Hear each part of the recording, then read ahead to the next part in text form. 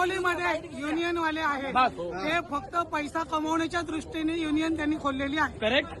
त्यामुळे आता जे मानपाडा स्टार कॉलनीमध्ये जे पब्लिक बसायला रिक्षामध्ये जातात हे रिक्षावाले मुजोर रिक्षावाले त्यांना पब्लिकला घेत नाही का तर त्यांना मोठं भाडं लागतं. शनी मंदिर म्हटलं तर ते लोक घेतात कारण शनी मंदिरच्या इथे 20 रुपये द्यावे लागतात. तरी बिचारे गरीब लोक 20 रुपये देऊन आला स्टार कॉलनीमध्ये उतरतात पण 20 रुपये देतात शनी मंदिरचं भाडं.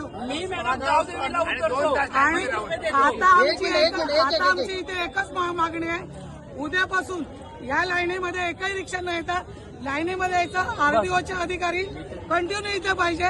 लाईनीमध्ये रिक्षा झाल्या पाहिजे. पब्लिकला त्रास झाला नाही पाहिजे. काय रिक्षावाल्याला पब्लिक पैसे देत नाही. तुम्ही डबल पैसे घेऊन सुद्धा तरी तुम्ही का नाही बसवत आहे?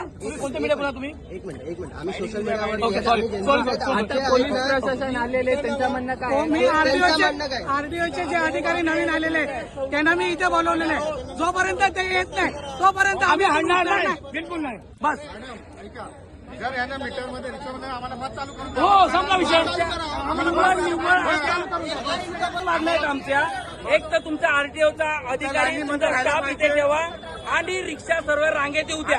कोणत्याही प्रवासीला अडचण होणार नाही. या दोनच आमच्या मागण्या आहेत.